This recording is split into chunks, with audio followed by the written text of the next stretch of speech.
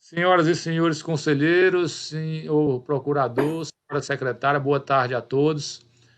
Nós vamos dar início agora à nossa 38ª sessão ordinária virtual, hoje, 16 de dezembro de 2020. Vamos pedir aqui à nossa secretária, por favor, para verificar se temos resoluções para serem aprovadas na sessão de hoje. Não, presidente. Então, vamos passar para a segunda ordem do dia, que é a leitura da ata de ontem. Boa tarde a todos. A ata da 37ª sessão ordinária virtual da Terceira Câmara de Julgamento do Conselho de Recursos Tributários do Estado de Ceará, aos 15 dias do mês de dezembro do ano de 2020, às 13h30, após verificado o quórum regimental estabelecido no artigo 52 do Regulamento Interno do Conselho de Recursos Tributários do Estado de Ceará, e amparado pela Portaria número 158, de 12 de junho de 2020, que regulamenta a realização de sessão de julgamento não presencial por meio de videoconferência, foi aberta a 37ª sessão ordinária virtual da Terceira Câmara de Julgamento do CRT Ceará, sob a presidência do Dr. Francisco Wellington Ávila Pereira. Presentes à sessão os conselheiros Alexandre Mendes de Souza, Felipe Augusto Araújo Muniz,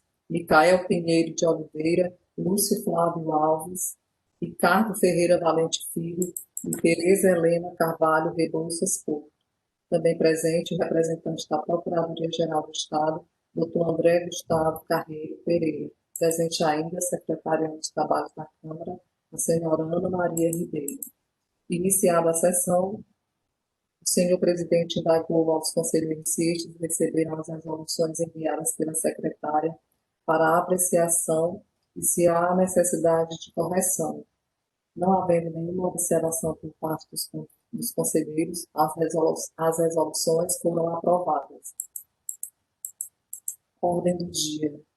Processo de recurso número 259 de 2018, auto de infração 2017-191, recorrente, Bins Alimento Limitado, recorrido Seju, relator, conselheiro Lúcio Flávio Alves. Decisão: resolvem os membros da Terceira Câmara de Julgamento do Conselho de Recursos Tributários, por unanimidade de votos, conhecer o recurso ordinário e decidir nos seguintes termos. 1. Quanto à alegação de ilegitimidade da atribuição de corresponsabilidade dos sócios da recorrente, afastada por desempate do presidente, afastada por voto de desempate do presidente, sob o entendimento de que falta legitimidade à recorrente para defender direito dos seus representantes legais. Foram votos vencidos conselheiros Ricardo Ferreira Valente Filho, Felipe Augusto Araújo Muniz e Micael Pinheiro de Oliveira, que se pronunciaram nos seguintes termos. Entendemos por acolher a preliminar de ilegitimidade dos representantes legais da empresa, haja vista que os mesmos não foram intimados pelo fiscal no momento da notificação. Consequentemente, quando da constituição do crédito tributário, no fim do processo administrativo, estes representantes serão responsabilizados judicialmente quando de uma possível execução fiscal, o que seria por demais injusto pelo simples fato de não terem participado dos atos administrativos processuais, onde não exerceram o princípio da ampla defesa e do contraditório, fatalmente, futuramente, vindo a responder por essa dívida. 2. Com relação ao pedido de decadência parcial relativo aos fatos geradores anteriores a 7 de novembro de 2011, nos termos do artigo 150, parágrafo 4 do CPM, afastada por unanimidade de votos, considerando que o presente caso é de obrigação acessória e aplica-se a norma do artigo 173, inciso 1 do CPM. 3. Quanto ao reenquadramento da penalidade para o disposto no artigo 123, 3.1 da Lei nº 2.670 de 96, Afastada por unanimidade de votos, tendo em vista que a infração tipificada nos autos é de nota fiscal sem conselho fiscal de trânsito. No presente caso, é adequada à indicada pelo autuante. 4. A terceira Câmara, no mérito, a terceira Câmara afasta a alegação da autuada de que não houve prejuízo ao erário público, pois a maioria dos produtos de que trata a autuação é sujeita ao regime de substituição tributária, atividade de qualificação. Interferem também os demais argumentos de defesa de mérito por restarem ausentes elementos probatórios aptos a afastar a infração preceituada. Na sequência, por unanimidade de votos, resolvem dar parcial provimento ao recurso interposto para modificar a decisão condenatória exarada na instância singular e julgar parcialmente procedente o feito fiscal, excluindo da autuação a nota fiscal número 40646, por estar comprovada o cancelamento da operação, conforme folha 82 dos autos e para as demais notas fiscais, aplicar o artigo 123.3m e artigo 123, parágrafo 12, ambos da Lei nº 2.670, alterado pela Lei nº 16.258 de 2017. Decisão nos termos do voto do conselheiro relator, em desacordo com o parecer da assessoria processual tributária e contrária à manifestação oral do representante da douta Procuradoria-Geral do Estado. Esteve presente para proceder à sustentação oral das razões do recurso o representante legal da recorrente, Dr. Aécio Mota de Souza. Auto processo de recurso número 261 de 2018. Auto de infração 2017, 191/37. Recorrente, Binos Alimento Limitado. Recorrido, CG. Relator, conselheiro Micael Pinheiro de Oliveira. Decisão. Presidente, a primeira, a preliminar, é igual ao processo anterior. Dispensada a leitura, Ana, por favor.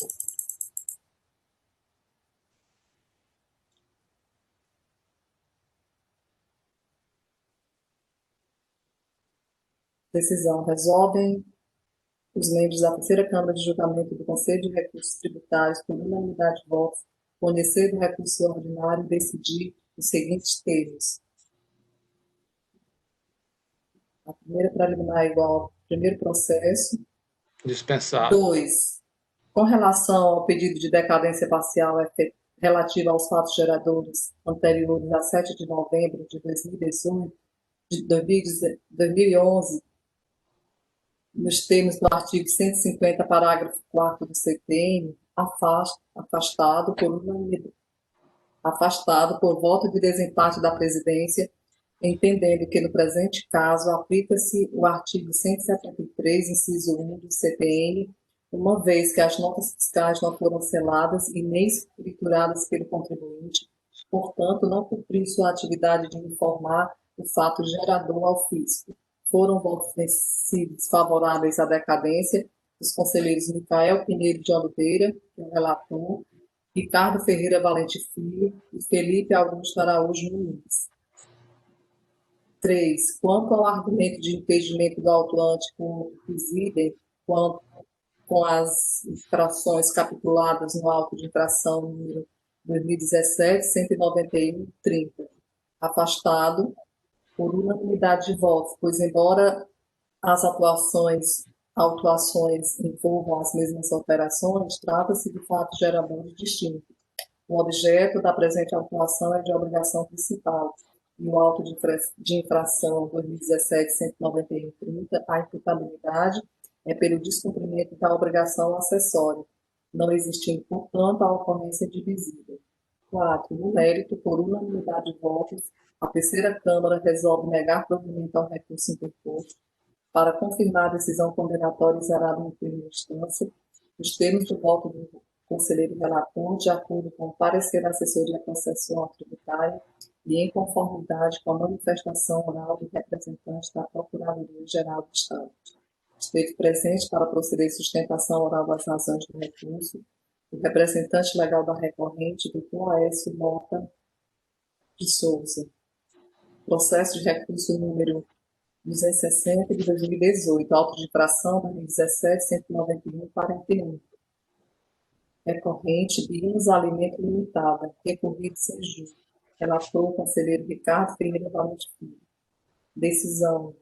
Resolvem os membros da terceira Câmara de Julgamento do Conselho de Recursos Tributários, por unanimidade de votos, conhecer o recurso ordinário e decidir os seguintes termos. Essa primeira preliminar também é igual aos demais, presidente. Dispensada a leitura, Ana. 2. Quanto à alegação de ausência de provas da autuação, afastada por unanimidade de votos, considerando que o auto de infração é claro quanto à acusação e que constam nos autos todos os documentos que embasaram a autuação, possibilitando o contraditório e a ampla defesa.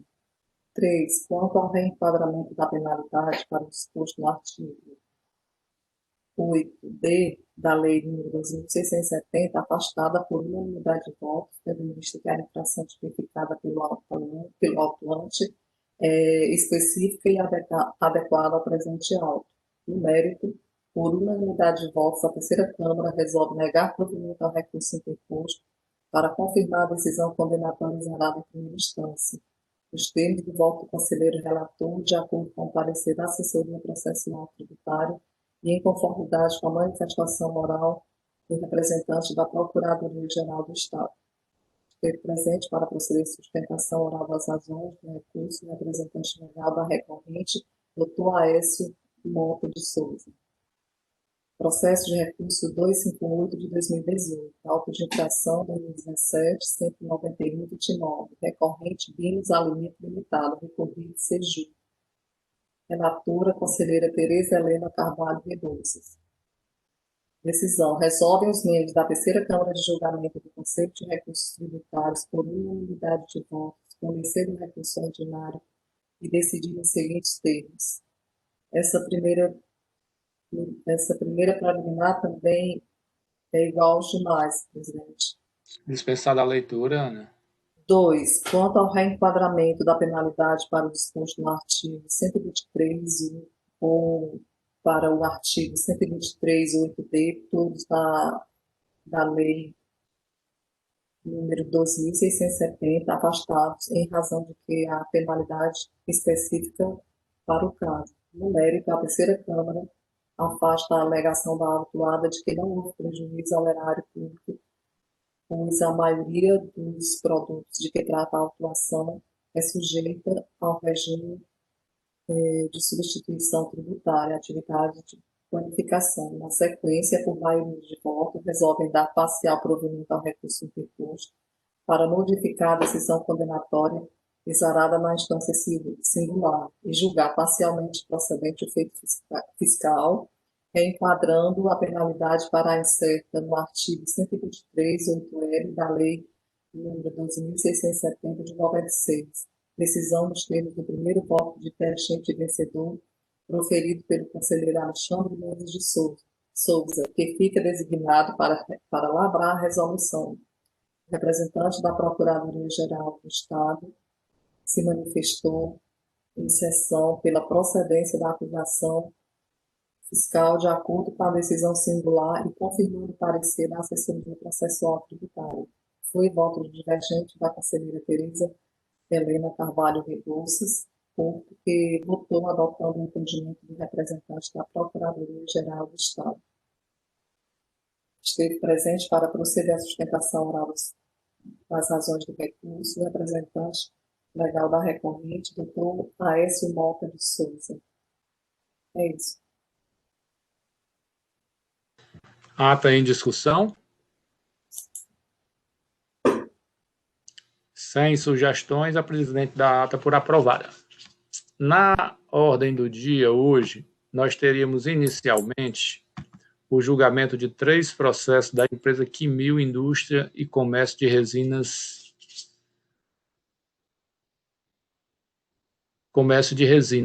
Só que, por motivo justificado, os representantes da parte foram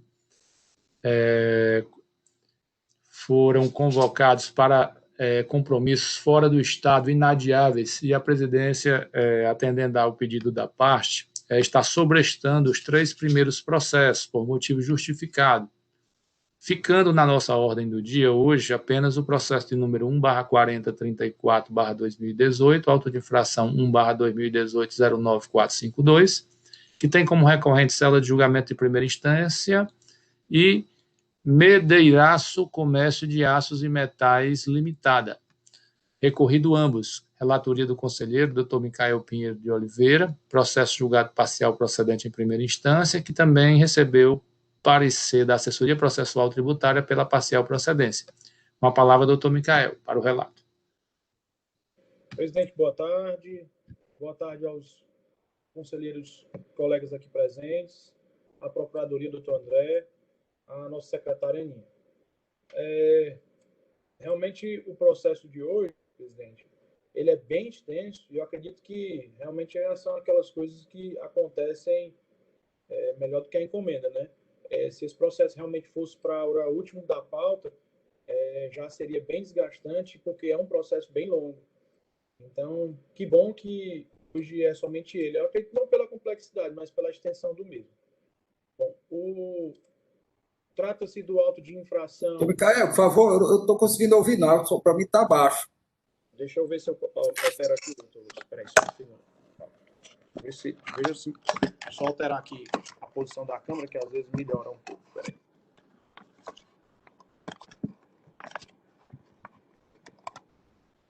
Melhorou um pouco, doutor Lúcio? Melhorou? Bom, perfeito. Bom, então trata-se do auto de infração de número 2018-09-452, dígito 8, Medeiraço Comércio de Aço e Metais Limitada, cujo o auto de infração tem o seguinte relato: falta de recolhimento do imposto, no todo ou em parte, inclusive devido por substituição tributária, na forma e nos prazos regulamentares. Constatamos, através do sistema auditor fiscal da Cefaz, que o contribuinte não efetuou a substituição tributária devida nas operações de entrada, no total de R$ 54.158,91, referente aos exercícios de 2014 e 2015. As informações complementares, o auditor informa que, após analisar a FD do contribuinte, né, constatou aí, utilizando o sistema do auditor eletrônico, que o contribuinte promoveu a entrada de mercadorias em seu estabelecimento, né, em operações internas, sem efetuar o recolhimento da substituição tributária devida. No valor de operações, no montante de R$ 617.195,48. Isso relativo aos dois exercícios, 2014 e 2015, e anexa o CD. A planilha também está nas informações complementares, onde o auditor informou que foi a base de cálculo de 397 mil em 2014, e em 2015, 219.210,19. O contribuinte, então, vem aos autos protocolar sua defesa, o que faz sobre os seguintes argumentos.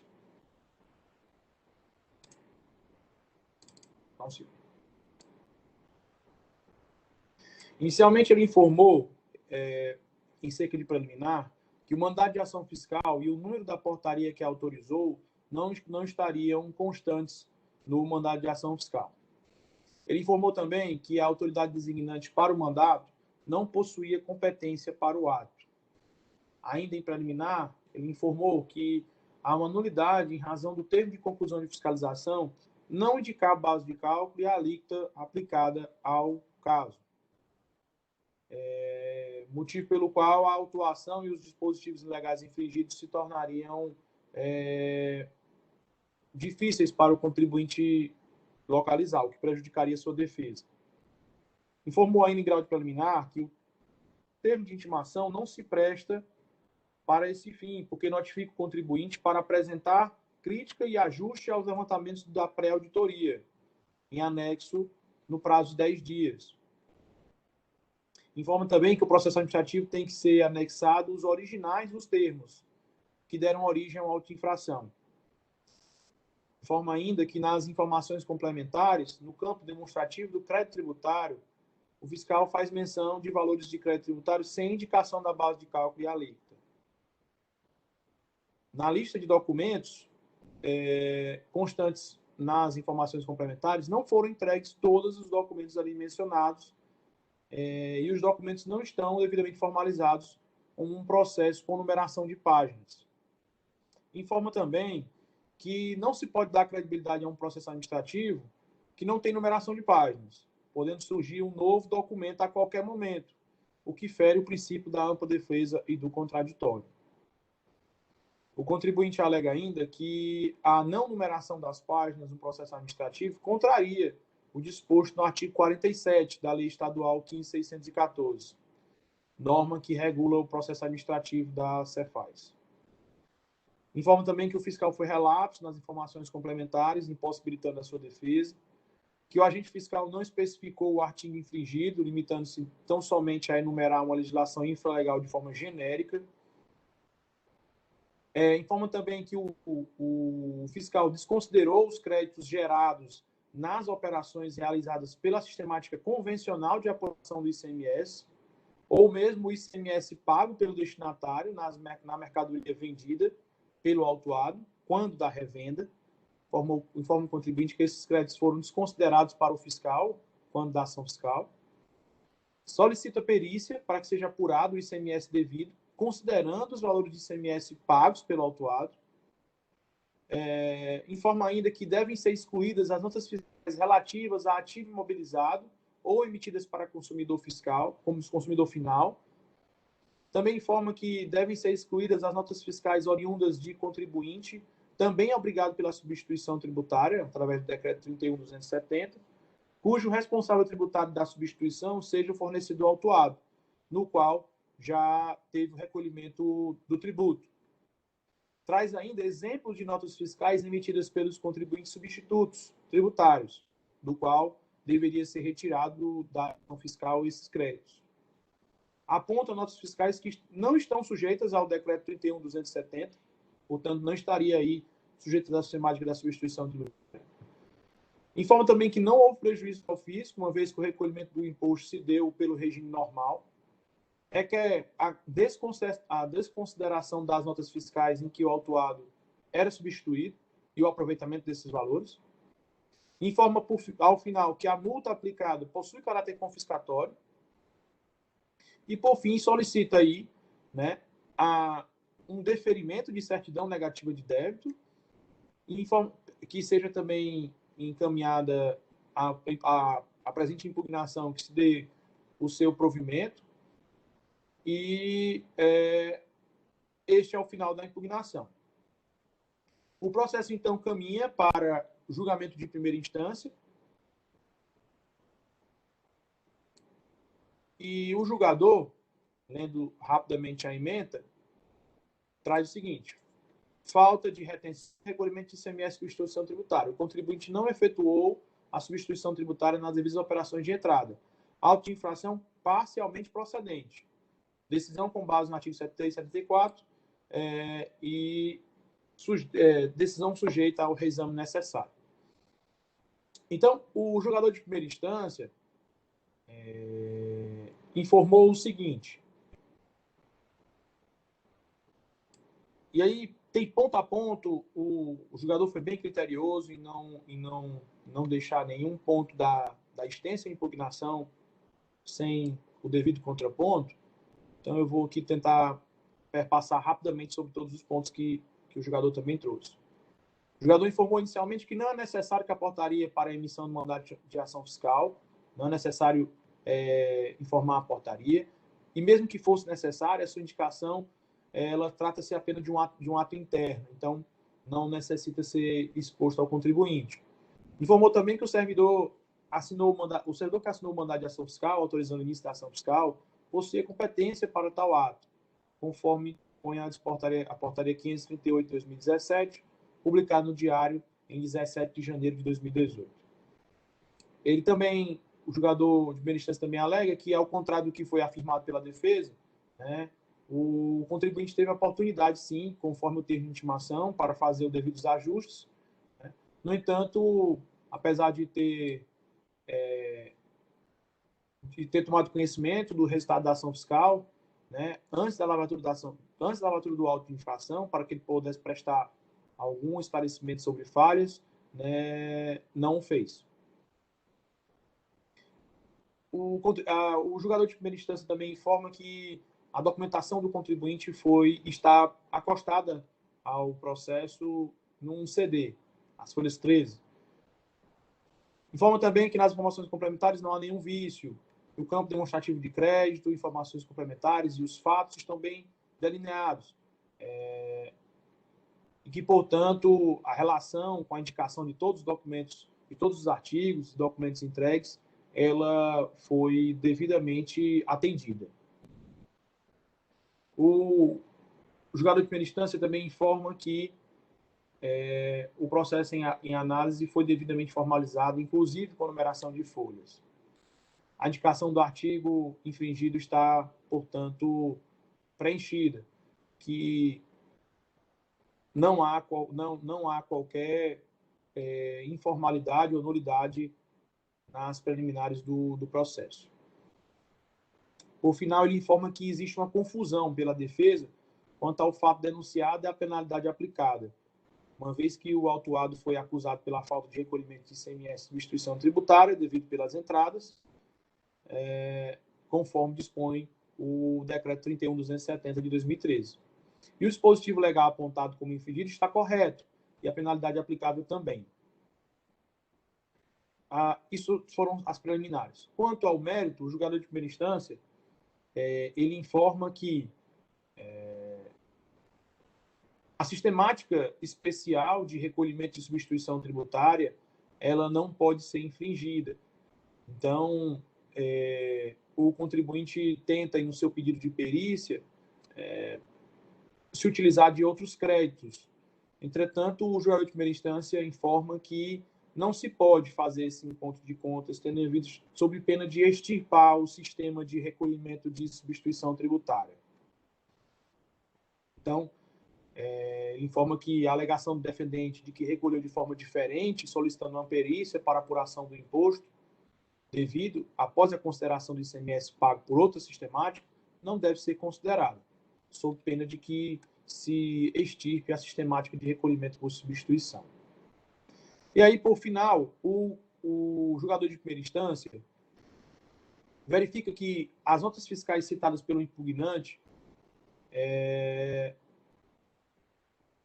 assiste razão ao contribuinte as notas fiscais 3569, 4996, 5111, 5163 e 5210, todas emitidas pelo contribuinte Aço-BR Comércio Varejista Ferragens Limitada, uma vez que as mesmas não trazem destaque de ICMS e trazem em seu bojo a informação de ICMS retido por substituição tributária, conforme o Decreto 31.270 de 2013.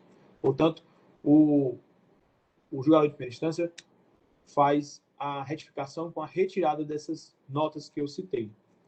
Em consequência, deve ser excluído do montante aí o valor de R$ 279, que é o valor somado de todas essas notas.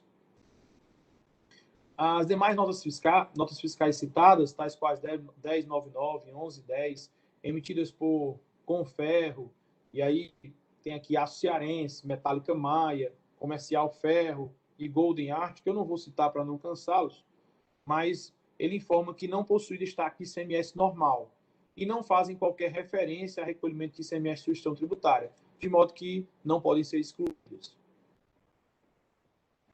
Portanto, ao final do julgamento, o julgador de primeira instância também informa que a solicitação de certidão negativa, tal qual como feita na impugnação, não é de competência do julgador singular, monocrático, e não faz parte das atribuições legais do juiz de primeira instância emitir tal certidão. Por isso, ele nega esse tipo de documento. Com relação ao caráter confiscatório, também informa que não pode fazer análise de constitucionalidade, tendo em vista a legislação processual administrativa tributária do Estado do Ceará. E sobre as notas fiscais supostamente emitidas para ativo imobilizado ou consumidor final, ele informa que o contribuinte não trouxe nenhuma comprovação de sua alegação. Em consulta à planilha demonstrativa apresentada pelo fiscal, não visualizou-se mercadorias que pudessem identificar como de ativo ou de consumo. Portanto, tendo em vista a retirada daquelas notas fiscais das quais citei, ele foi pela parcial procedência da autuação. O processo, então, sofre recurso do contribuinte, que o faz nos mesmos moldes da impugnação, de forma bastante extensa, bem rebuscado. Né? Ele trata aí todas aquelas questões de formalidades, as ausências, questão das páginas, traz todos os pontos que fez ainda na impugnação. E pede perícia também. Então, o processo caminha para o parecer da assessoria processual tributária, parecer da lavra do conselheiro Michel, que tem a seguinte, opina pelo seguinte sentido: opina pelo conhecimento do recurso ordinário e do reexame necessário, mas para negar-lhe provimento e confirmar o julgamento singular de parcial procedência do feito fiscal. E ele o faz no sentido de que não assiste razão ao contribuinte, uma vez que o julgador singular assevera que não são cabíveis nem a sistemática de recolhimento informada pelo contribuinte, nem a respectiva perícia solicitada para apurar o quanto que teria sido pago na modalidade adotada pelo recorrente, sob pena de se extinguir ou extirpar o sistema de substituição tributária. Então, por esses motivos, é que o parecerista também informa que não é possível se levar o processo à perícia. Então, ele convalida aqui o julgamento em primeira instância, o processo, então, caminha para a Procuradoria, e esse é o relato, presidente. A presidência agradece ao doutor Micael. O doutor Micael estava fazendo menção de que o processo é mais denso, né, mais rico de informações, mais exigente em termos de argumentação. A reunião de hoje, nós estávamos falando sobre isso. Os processos, a cada época, né, vão ficando mais complexos, né, e os advogados vão ficando mais exigentes, né, nas respostas quanto nos questionamentos. Então, com a palavra agora o nosso procurador, doutor André. Obrigado, senhor presidente, senhora secretária, senhoras e senhores conselheiros da terceira Câmara de Julgamento do CONAD. Boa tarde a todos. Como dito pelo presidente, e podemos ver do relato do conselheiro Micael, realmente é um processo que tem vários pontos que merecem ser examinados. Como visto, trata-se de recurso ordinário do contribuinte, bem como reexame necessário à decisão de parcial procedência do auto de infração, que constatou falta de recolhimento de ICMS nas entradas, nos exercícios 2014 e 2015, em operações no montante de R$ 617 mil aproximadamente, tendo sido lançado o imposto no valor de R$ 53.879,90, e tendo sido aplicada a penalidade pelo descumprimento da obrigação principal prevista no artigo 123, inciso 1, a linha C, da Lei 2.670, equivalente a uma vez o valor do imposto lançado. A parcial procedência ela é decorrente da exclusão pelo julgador de primeira instância de algumas notas fiscais emitidas por fornecedor também sujeito ao regime de ICMS tributária, nos quais houve o destaque do ICMS sobre a sistemática, o que resultou numa redução no lançamento do imposto no valor de R$ 279,01. O levantamento foi feito com base no confronto entre as entradas escrituradas na FD e as notas fiscais emitidas pelo contribuinte, tendo sido utilizado o sistema auditor eletrônico. O contribuinte tem atividade econômica inserida no anexo 1 do Decreto 31.270 de 2013, que instituiu o regime de substituição tributária na entrada carga líquida. A base de cálculo utilizada no lançamento, ela considerou a margem de valor agregado 35% bem como aplicou a alíquota de carga líquida de 6,5% conforme a legislação tributária. Por sua vez, o contribuinte foi intimado para apresentar críticas ou ajustes no levantamento preliminar, mas não se manifestou durante a ação fiscal. Foram juntadas as planilhas demonstrativas dos cálculos CMS discussão tributária nas entradas, nos documentos em anexo à autuação. O contribuinte, no recurso, o recurso ele é idêntico à impugnação, ele traz apenas um ponto adicional, que é a alegação de que a decisão de primeira instância seria nula, porque não teria sido apreciado o pedido de perícia formulado. No entanto, a Procuradoria entende que não há como ser acolhida a alegação, se verifica claramente na decisão recorrida que o julgador, ainda que de forma sucinta, afastou o pedido de perícia, ele consigna expressamente lá na fundamentação da decisão o seguinte: a alegação do defendente de que recolheu de forma diferente, solicitando perícia para apuração do imposto devido após consideração ICMS pago por outro sistemático, não deve ser considerada, sob pena de se extirpar a sistemática de recolhimento por ação tributária. Então, ele refuta o pedido de perícia, apresenta os fundamentos pelo qual ele entende, né? Então, fica evidente que houve indeferimento pelo julgador, pois entendeu que a mesma não seria cabível baseado na premissa jurídica levantada pelo contribuinte, por entendê-la equivocada.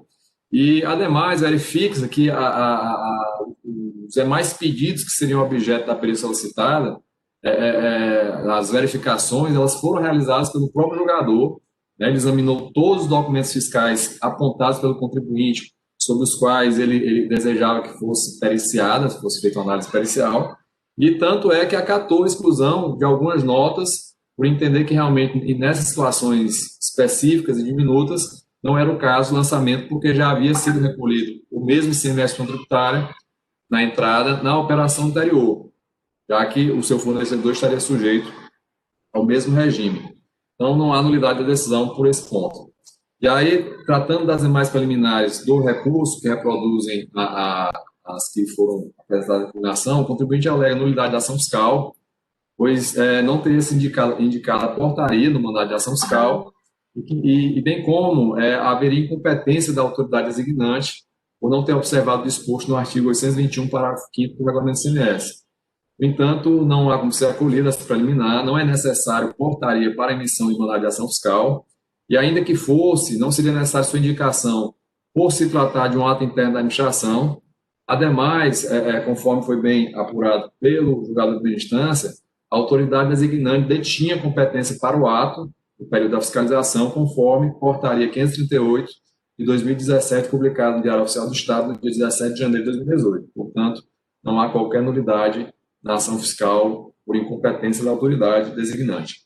Ele alega ainda nulidade do auto de infração, uma vez que entende que não teriam sido observados requisitos legais do termo de conclusão, né? Também pela ausência de indicação da base de cálculo, alíquota, motivos da autuação e dispositivos legais infringidos, conforme consta lá no artigo 822, parágrafo 1º do Regulamento CMS. No entanto, não há como ser acolhido, apesar de existir essa norma no regulamento. Essa questão já vem sendo debatida muito ultimamente aqui na terceira Câmara. O termo de conclusão, o que importa é ele informar se foi ou não lavrada a auto-infração e, no caso da lavratura, informar os respectivos autos que foram lavados, de maneira sucinta, até porque isso é feito dentro de um sistema corporativo, que é o CAF, né? E, no caso concreto, a gente verifica que o termo de conclusão traz a identificação de todos os autos de infração lavrados na ação fiscal, que, por sua vez, nos respectivos autos, constam todas as informações sobre as autuações. Então, não é motivo para declarar nulidade da autuação, já que o contribuinte tem pleno conhecimento das razões das infrações que estão sendo imputadas, podendo exercer plenamente seu direito de ampla defesa contraditória. Outro argumento trazido é que teria necessidade de se realizar notificações do contribuinte para oportunizar-lhe manifestação na ação fiscal e correção de irregularidades formais. No entanto, não procede, equivoca-se o recorrente, não há obrigatoriedade de observância do contraditório no decorrer da ação fiscal. Pela sua própria natureza inquisitorial, é uma mera faculdade do agente fiscal. O contraditório, a partir da lavratura da auto-infração e com a instauração do processo administrativo tributário, que aí sim ele deve ser observado e assegurado, e de fato foi. Tanto é que o contribuinte vem exercendo, Portanto, existe apenas uma recomendação para que se assegure a participação do contribuinte antes da lavratura do auto de infração, para fins de esclarecimentos pontuais ou indicação de possíveis falhas. Mas, caso o agente entenda por não oportunizar isso, e não havendo expressa determinação na legislação para o tipo de infração específica, não acarreta qualquer nulidade. Ainda que não se considerar dito, a gente verifica no caso concreto, foi efetivamente oportunizada a manifestação do contribuinte sobre o levantamento preliminar da auditoria, foi emitido o termo de intimação 2018-04906, e é esse o instrumento adequado para essa finalidade, o contribuinte não optou por não responder o referido termo, ou prestar qualquer esclarecimento, ou apontar qualquer falha, ou fazer qualquer correção. Lembro ainda que a espontaneidade ela somente é assegurada ao contribuinte até o início da ação fiscal, conforme o artigo 138 do CTN, não sendo possível o cumprimento de obrigações acessórias ou mesmo principais após iniciar a fiscalização, com o condão de afastar a aplicação e cobrança da respectiva penalidade pelo descumprimento da obrigação tributária. Outro ponto trazido pelo contribuinte é que o processo administrativo seria irregular, pois haveria ausência de numeração de páginas, não teriam sido entregues todos os documentos indicados nas informações suplementares, o que ofenderia o seu direito de defesa contraditória. No entanto, a gente observa do auto que o processo administrativo tributário iniciado por parte da lavratura da auto-infração, com a apresentação e impugnação pelo contribuinte, ela se encontra devidamente formalizada e numerada. Antes disso, na ação fiscal, não há necessariamente um procedimento formalizado. São várias verificações, condutas que a atividade complexa de auditoria fiscal e contábil envolve, mas após essa apuração e verificação, na coleta de todos os documentos, junto ao contribuinte, ao próprio fisco, a terceiros, é que é formalizado o lançamento tributário, no caso de confirmar a infração, e a partir daí há toda uma formalização de um processo, como no caso concreto ocorreu, e aí sim, havendo numeração regulada do processo administrativo tributário. Por fim, todos os documentos fiscais, ao contrário do que a lei contribuinte, foram entregues a ele, constam no CD que foi entregue, conforme informado lá as folhas 13 e 14 dos autos. Outra preliminar que o contribuinte alega é que não foram atendidos os requisitos de auto-infração, porque haveria ausência de descrição clara e precisa do fato que motivou a autuação, uma vez que não houve indicação de na realidade, de artigos inespecíficos como infringidos, e não houve indicação de norma de lei específica que teria sido infringida. Alega que houve ausência de indicação da base de cálculo e da alíquota, portanto, cerceando-lhe o direito de defesa. No entanto, também não procede esse argumento no auto de infração, nas informações complementares, na planilha fiscal que instrui a autuação, consta a relação de todos os documentos contemplados na autuação, com a indicação das respectivas chaves de acesso, viabilizando o pleno conhecimento de todos os elementos dos documentos fiscais contemplados no lançamento, assegurando assim o pleno exercício do direito de defesa e contraditório do contribuinte, como de fato exerceu. Verifica-se ainda no auto de infração que no campo demonstrativo do crédito somente deve ser informado o valor do imposto e da multa quando for cabível essa demonstração ali no rosto do auto de infração, mas verifica-se claramente nas informações complementares que a liquidação do crédito tributário ela foi efetivada, está detalhada, tendo sido indicada com precisão tanto a base de cálculo quanto a alíquota aplicável, fazendo inclusive o acréscimo da margem de agregação prevista na norma estadual. Por outro lado, as normas infringidas também, ao contrário do que a lei contribuinte, foram indicadas na auto-infração, assim como nas formas complementares, e ainda que assim não tivesse ocorrido, que elas tivessem sido omitidas ou fossem indicadas de maneira equivocada, tal fato por si só não resultaria na nulidade da auto-infração, uma vez que a infração está perfeitamente determinada na autuação e poderia ser suprida por ocasião de julgamento, né? Lembrando que o contribuinte se defende dos fatos que lhe são imputados e não dos dispositivos legais apontados como infringidos, conduta essa tanto do julgador amparada lá no artigo 84 da Lei 15.614, de 2014. Por fim, também não existe alegação do contribuinte que haveria confusão quanto ao fato imputado, foi imputado, a penalidade aplicada e a norma que foi indicada, né, a recorrente, não resta dúvida, e com muita clareza, isso está lá no auto, que ela foi autuada por falta de recolhimento de ICMS e substituição tributária, devido nas entradas, conforme o decreto 31.270 de 2013, inexistindo, portanto, cerceamento de defesa. Após suscitar todas as preliminares, o contribuinte, na sua defesa de mérito, ele alega que foi recolhido ICMS nas operações subsequentes, sob regime normal de recolhimento, e, no seu entendimento, deveria ser abatido o valor cobrado do ICMS substituição tributária, né, que deveriam ser considerados os créditos gerados nas operações realizadas pelo autuado no regime normal de recolhimento, né, em razão do princípio da não cumulatividade.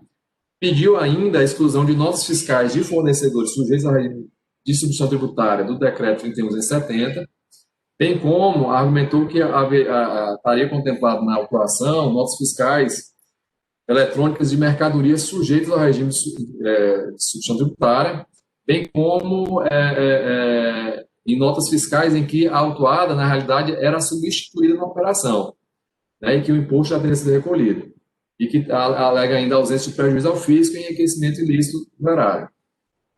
No entanto, esses argumentos, com exceção da questão das operações na qual o contribuinte efetivamente era substituído, e foram justamente aquelas que foram acolhidas pelo julgador de primeira instância, pois verificou que naqueles documentos fiscais consta lá o recolhimento pelo fornecedor, o destaque do ICMS tributário com base no referido decreto. Nesse caso específico, realmente não seria devido e já foi excluído o auto de infração, tá, do lançamento.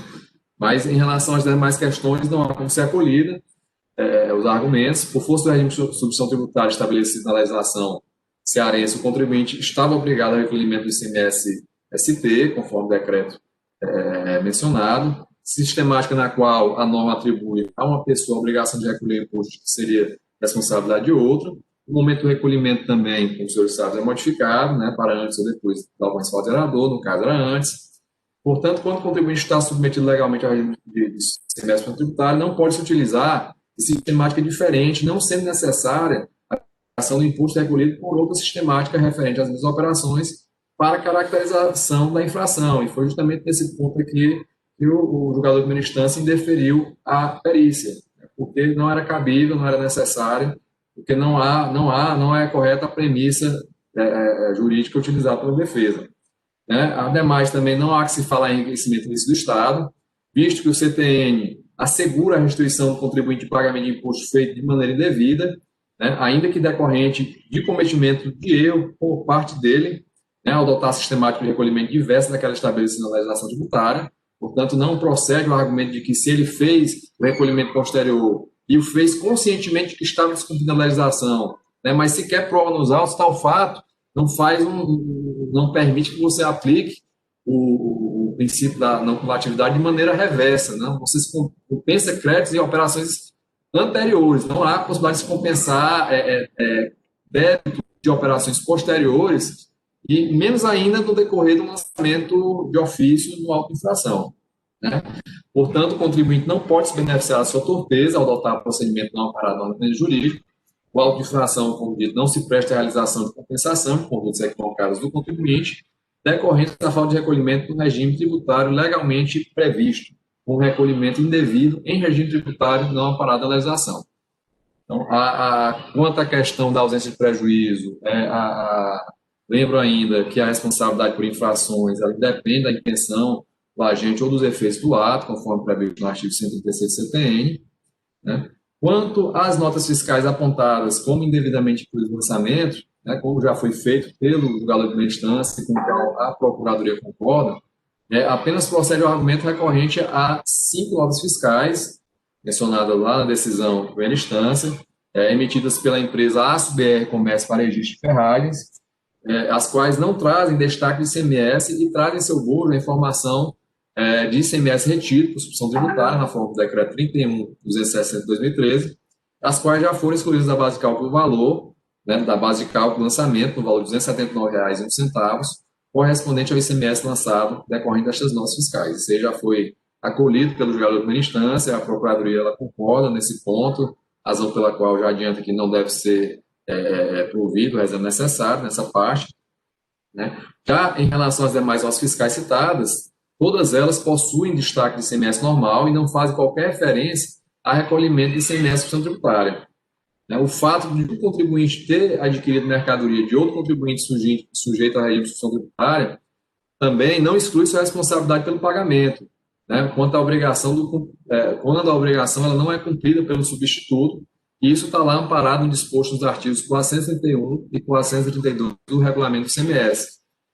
Por fim, também não foi comprovado que no lançamento efetivado está contemplado qualquer nota fiscal referente a aquisições para o ativo imobilizado ou de bem de uso e consumo, conforme a lei do contribuinte. Portanto, não há se fazer qualquer exclusão nesse sentido.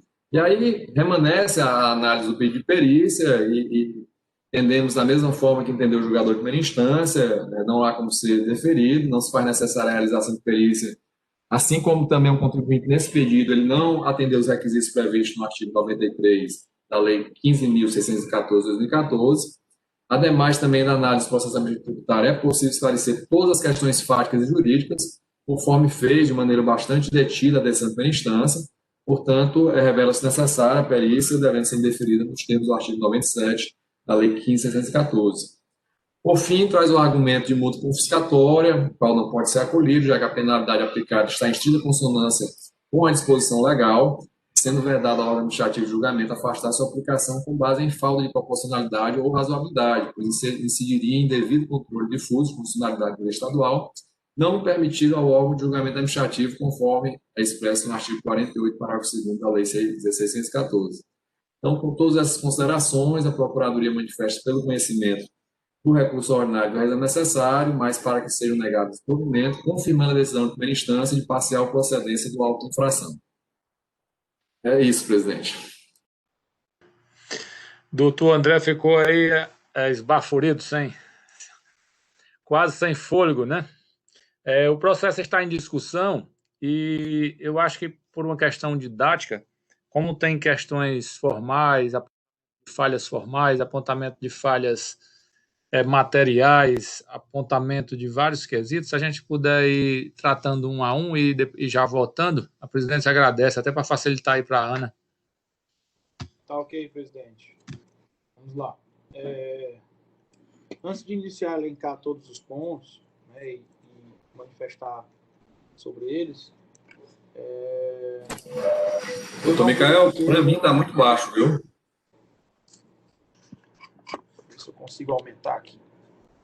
Consegue me escutar bem? Melhorou um pouco, continua baixo. Continua agora baixo, pronto. Melhorou. Melhorou? Tá baixo ainda, doutor André?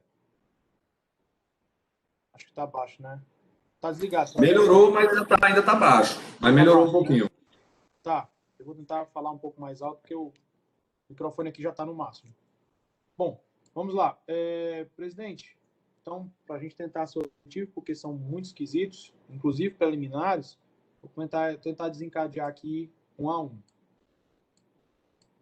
Ele informa da nulidade pela não indicação do mandado de ação fiscal e o número da portaria que autorizou a emissão do documento. Eu afasto, presidente. Acredito que isso não é nulidade que vá permear todo o processo. Esse argumento não encontra amparo, é isso? Do processo de constatações, né? Isso, presidente. Algum conselheiro quer discutir? Algum conselheiro vota em contrário? Então fica afastado da presente nulidade. No item 2, ele informa que a autoridade designante não possui competência para o ato. Eu também afasto, presidente, tendo em vista que existe portaria, inclusive publicado no diário. Certo. Quem foi o designante, doutor Micael? Só para ficar registrado aí. Vou pegar aqui, presidente, só um segundo. Termos formais.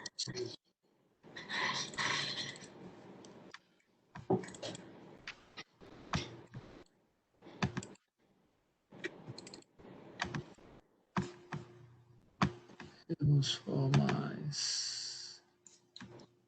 Aqui. Mandado de ação fiscal foi o Autoridade designante. Aqui.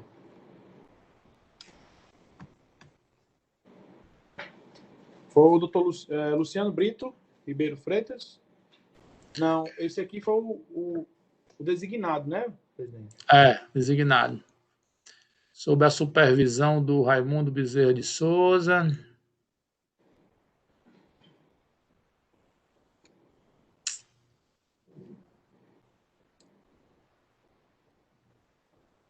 Pronto, o Luciano é o auditor que designou. Auditor fiscal da Receita aí. Então pronto, é o Luciano mesmo, ele não é o designado, não. Ele é o designado, Isso. né?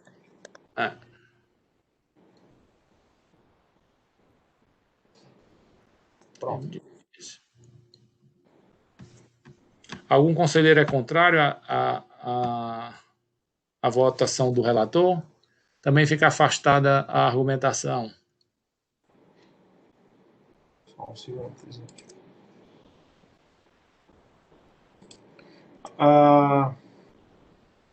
Continuando, ele informa também que não foi concedida ao contribuinte a oportunidade de dirimir as dúvidas e retificar, né, as possíveis críticas, tendo em vista que esse momento ele foi oportunizadozinho no termo de intimação.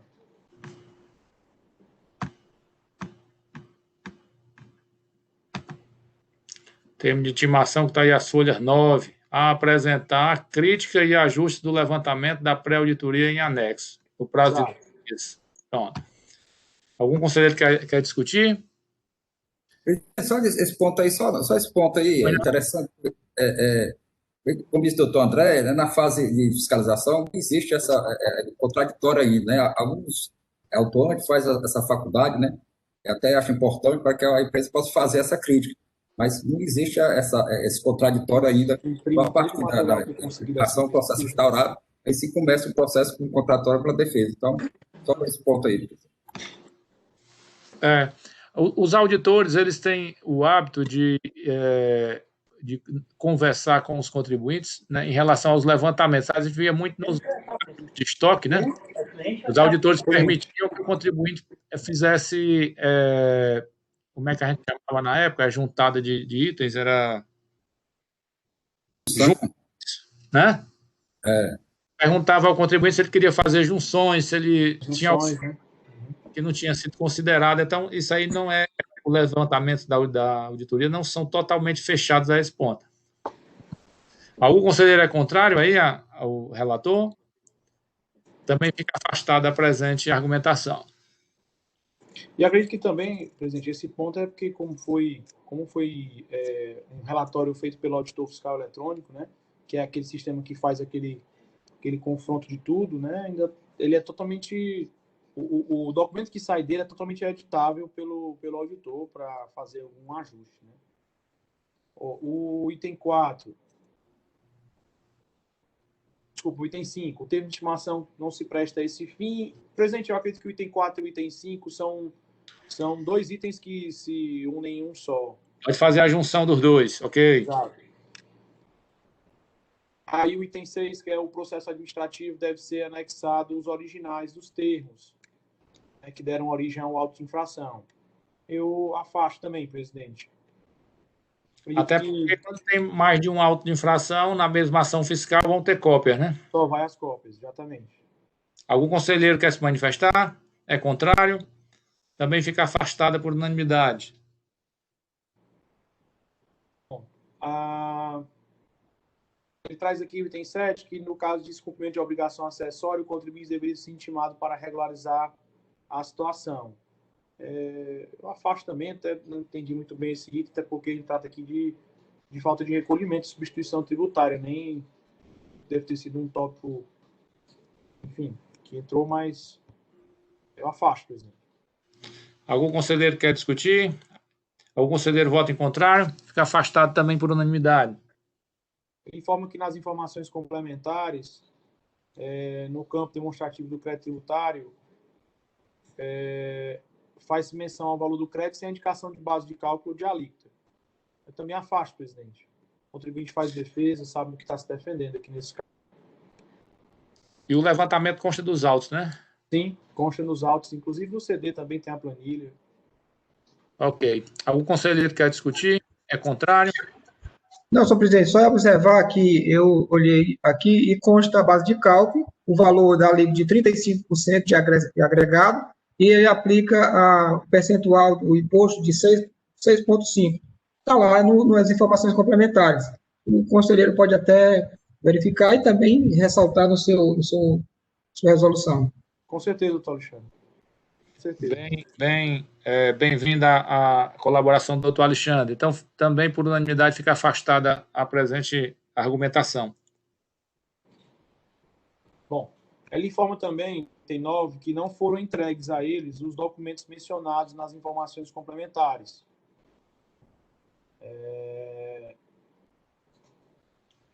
E aí, pela não entrega, aí novamente traz o ponto da numeração das páginas. Deixa eu só verificar aqui uma coisa, presidente, só um segundo. Não, a numeração é a primeira vez que ele vai...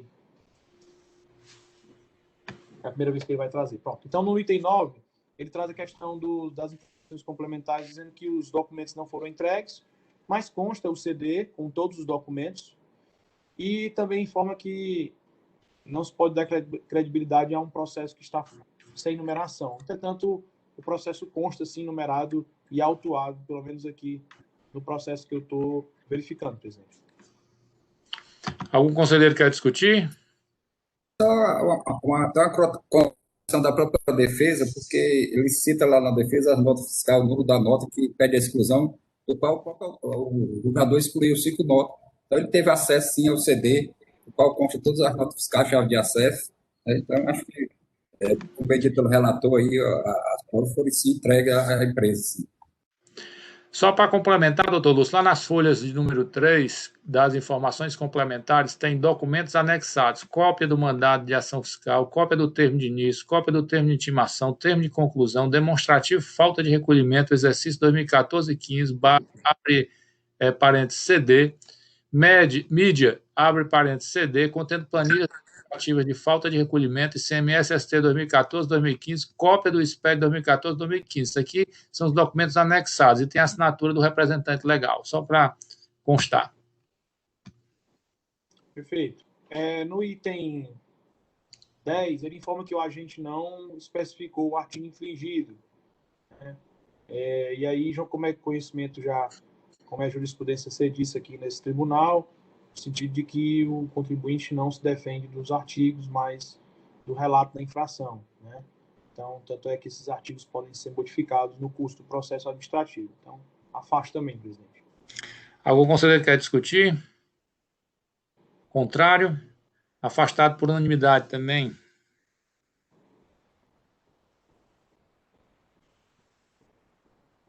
O item 11, ele informa que há uma possível divergência entre a penalidade aplicada e o relato do fiscal.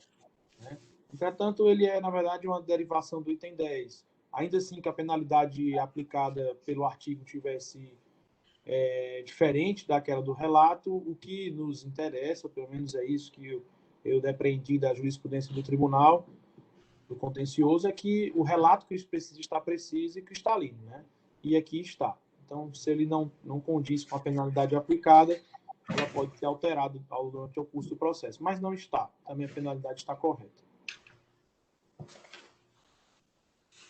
Algum conselheiro quer discutir? Contrário? Também fica afastado da argumentação. Por final, presidente, ele solicita a perícia. Né? E aí é um ponto que eu acredito que nós já traçamos aqui. Eu vou trazer só um pequeno debate. É bem verdade que o contribuinte fez recolhimentos de ICMS nessas operações e que há, sim, um recolhimento equivocado. Né? O doutor André até já salientou que ele pode fazer a restituição através das vias ordinárias para isso. Né? Eu sou adepto em que pese entender a posição do contencioso, no sentido de não querer, de não colocar os dois procedimentos nesse processo, por exemplo, não é o primeiro processo que eu pego, que às vezes o contribuinte possui um crédito por uma operação equivocada, e que em atenção ao princípio da celeridade, da informalidade, eu acredito que o contencioso poderia fazer esse encontro de contas, porque eu sei que havia custos para se reaver um crédito dessa natureza, ela é bem longa. E às vezes muitas vezes o contribuinte tem uma certa dificuldade financeira. A verdade é essa, né? Além dessa autuação, tem um valor que vai reaver e não vai reaver agora. E a gente sabe que o empresariado, na grande maioria, trabalha de forma muito apertada. Então, o princípio da instrumentalidade das formas, do contencioso, e aqui a gente está nesse palco mais informal, entre aspas, né? Eu sou adepto dessa corrente, mas eu entendo e eu já tive respostas, inclusive técnicas, nas sessões dos conselheiros, diante da dificuldade, às vezes, de fazer esse encontro de contas no processo, né? Então, é por esse motivo que eu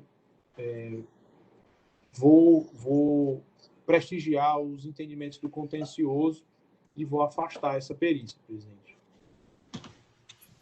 Algum conselheiro quer discutir? Presidente, eu queria só, o doutor Micael, que acho que já está entrando no mérito, ou vai analisar, ele quer ter um pedido, presidente? No mérito. Não, é que tem um pedido anterior no recurso ordinário de nulidade da decisão por não ter analisado o pedido de perícia. Pensei que o senhor ia analisar essa questão anterior. Bem lembrado, doutor Lúcio. Verdade, doutor Lúcio. Verdade. Então, vamos logo a esse, então, presidente? Podemos fazer logo por favor. Outro, né? Sim. Bom, quando eu fui verificar o julgamento de primeira instância, é bem verdade que o pedido de perícia é bem extenso, tem vários quesitos, é bem complexo, porque realmente o contribuinte bate na tecla de que fez recolhimentos e que quer, pelo menos, ter esse abatimento para que fique o saldo devedor das operações somente aquilo que for devido após o encontro de contas, né?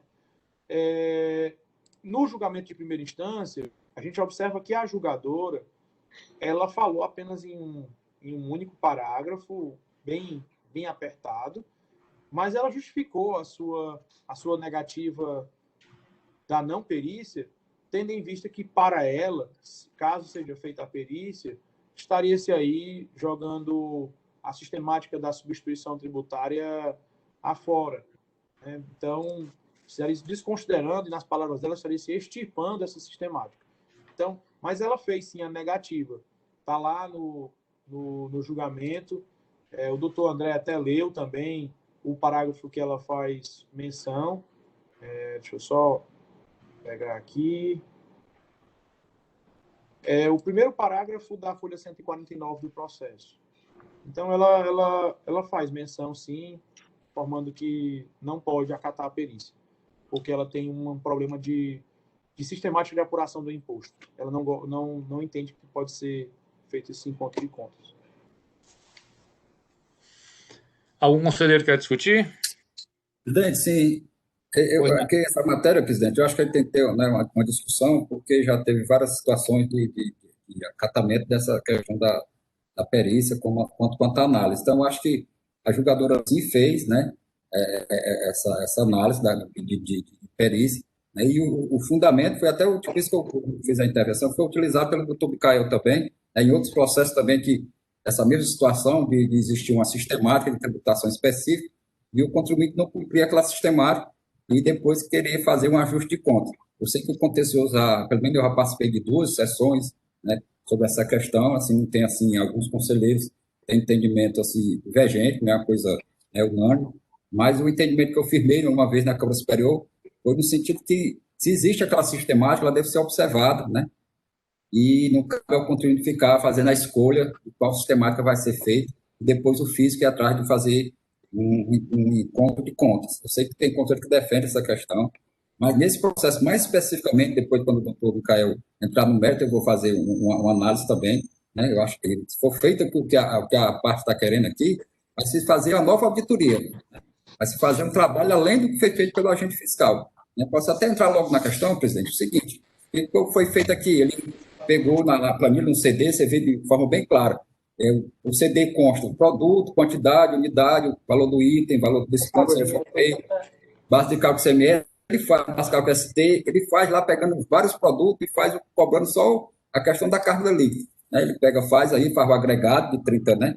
De 35% e cobra 6,5% referente ao valor desses produtos que não foram feitos, só foram feitos pela empresa. Então, se for fazer o que ele quer, ele pede já, entrando no questão do crédito, que ele não tem direito, né?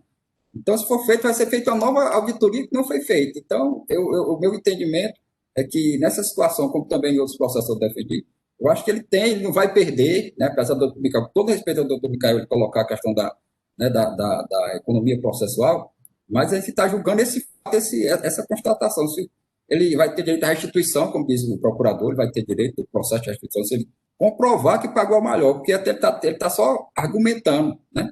Que fez na saída ocorrer esse débito. Né? Essa questão é parecida tem semelhança com aquela que a gente discutiu essa semana, questão do antecipado. Ele não paga o antecipado na entrada do Estado e depois diz que pagou na saída. Né? Ainda tem uma grave que o antecipado, a própria legislação diz que tem que ser feito na saída e quer que aquele imposto seja considerado. Né?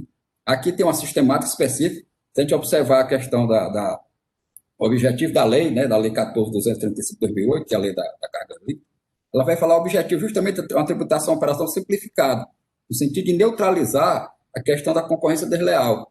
Então, se ele fez essa sistemática, é para observar para todos os contribuintes, não pode ficar a critério dele, um observar, outro não, e depois querer que o próprio fisco faça, né, esse trabalho, o qual ele não fez. Então, com todo respeito a quem entender diferente, eu entendo que não pode ser observada as questões do encontro de contas, né? E a julgadora realmente ela fez a análise como ela deveria fazer, né? Até que acredito que não foi nem superficial, ela fez mesmo enchida, ela foi muito objetiva, muito criteriosa, e o entendimento dos conselheiros que defendem essa questão do não ponto de contas é justamente isso aí, né? Porque existe uma previsão que deve ser observada pelo contribuinte. Senhor presidente, só acrescentando ao que o doutor Lúcio falou, posso falar? Presidente? Alexandre, pois não, doutor Alexandre. Só acrescentando o que o doutor Lúcio acabou de falar. Tem uma coisa, doutor Micael, é que as notas fiscais elas não foram declaradas na FD. Como não foram declaradas, não dá para fazer o ajuste de contas nesse caso. Por isso que foi lançado por falta do recolhimento.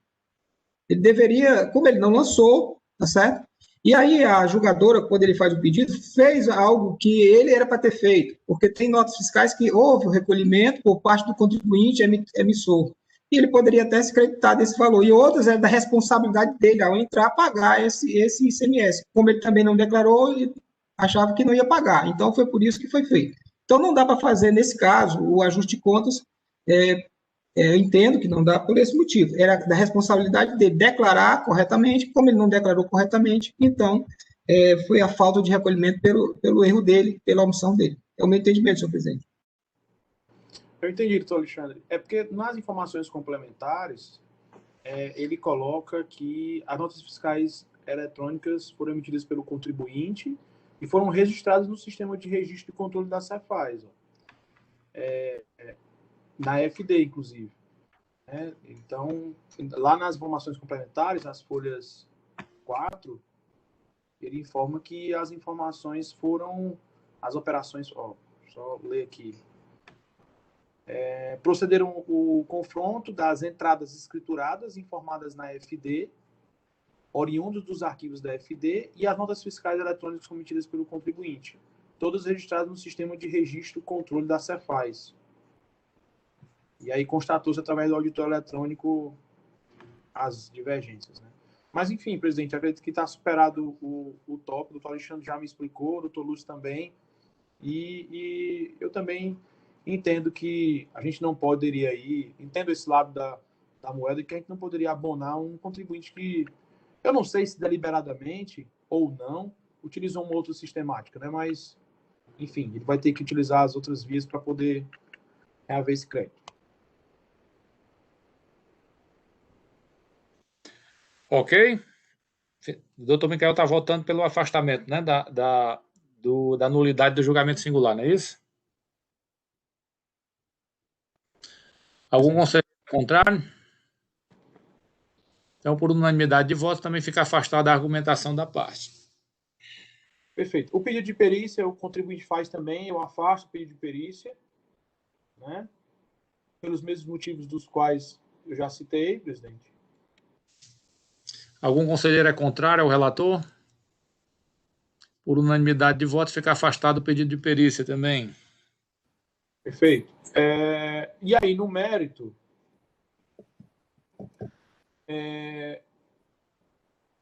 eu não vou... Acredito, presidente, que no mérito eu vou me ater a todos os pontos dos quais o contribuinte traz, como você disse, as preliminares precisam, sim, ser suscitadas nas decisões, né, nas atas, mas no mérito eu confirmo, por todas as razões de fato e de direito que foram atribuídas pelo julgador de primeira instância, né, sobre a questão das notas, da falta de presteza do contribuinte em não anexar as notas do bem do ativo, como ele informa que estariam permeadas dentro da ação fiscal, ele não elenca.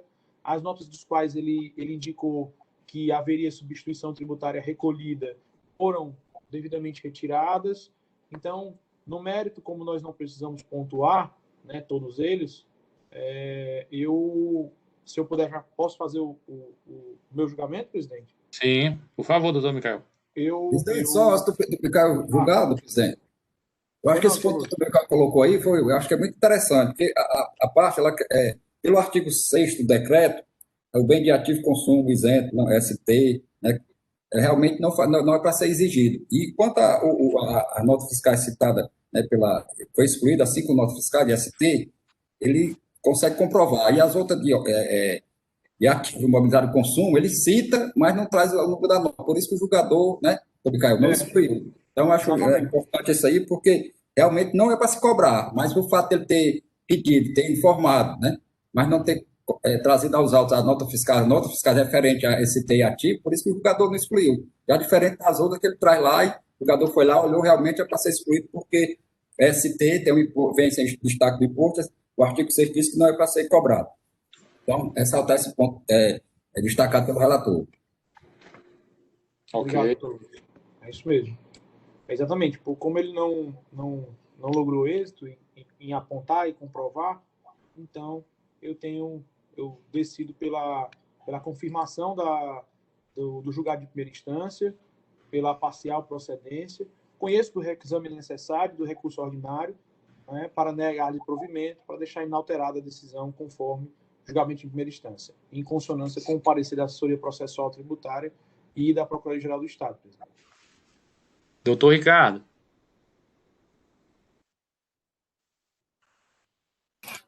Presidente, com o relator, presidente. Doutor Lúcio. Relator, presidente. Doutora Tereza. Com o relator. Doutor Alexandre. O doutor Micael, presidente. Com o relator. E doutor Felipe. Com o relator, presidente. A terceira Câmara, por unanimidade de votos no presente processo, resolve conhecer do recurso ordinário, afastar todas as preliminares suscitadas, afastar também o pedido de perícia e julgar parcialmente procedente a presente acusação nos termos do parecer da assessoria processual tributária e do julgamento singular e também em conformidade com a manifestação oral em sessão do excelentíssimo senhor procurador. Ok? Com isso, nós encerramos a nossa ordem do dia e passamos para os assuntos gerais. Já pensou esse processo no final da pauta, hein, presidente? Rapaz, a gente tinha uma máxima nas sessões presenciais da manhã, que os processos que ficavam por último, eles corriam o risco sempre de sofrer uma falta de interesse, às vezes, pelo cansaço. Às vezes você pegava umas discussões densas, sustentações orais iniciais, aí quando dava 12h30, mais ou menos, 15 para 1, aí isso não ocorria sempre não, mas gerava esse desinteresse. E aí, às vezes, a presidência tinha que ter o bom senso para sobrestar o processo, para não trazer prejuízo para a parte. Né? Porque o ser humano ele tem essa capacidade de se envolver nas atividades, mas chega um momento que a nossa capacidade de absorção e de raciocínio é limitada. E está comprovado que nas sessões virtuais, tá certo? Elas são mais eficientes, mas reuniões acima de 3 horas passam a ficar improdutivas. Ninguém se concentra mais nos argumentos da parte. Né? Ok? Lembrar que amanhã, né, quinta-feira, só aqui citar a nossa pauta de amanhã, nós teremos... Presidente, Pois não? eu queria só lembrar que ficou pendente da ata de ontem o processo do conselheiro Felipe. O doutor Felipe ficou de apontar um ajustezinho, não foi? Porque... Ele pode trazer amanhã, viu? Certo. Pode entrar com a Como Ana. já está feito. Se tiver feito, a gente lê agora, né? Lê só o item do processo dele. Ótimo. Só terminar aqui. Amanhã nós temos César Embalagens, doutor Alexandre. Segundo processo da mesma empresa, doutor Felipe. No terceiro processo da ordem, nós teremos recorrente Seju e recorrido Tome Equipamentos e Transportes, S.A., doutor Ricardo. E, por último, Metalúrgica Hispano, recorrente Seju, doutora Tereza. Ana, pode fazer a menção à correção feita e aí nós já podemos aprovar a ata de antes de ontem. A ata da 36ª sessão ordinária virtual da terceira Câmara de Julgamento e Conselho de Recursos Tributários. Aos 14 dias do mês de dezembro do ano de 2020, às 13h30. Ficou pendente a aprovação referente ao processo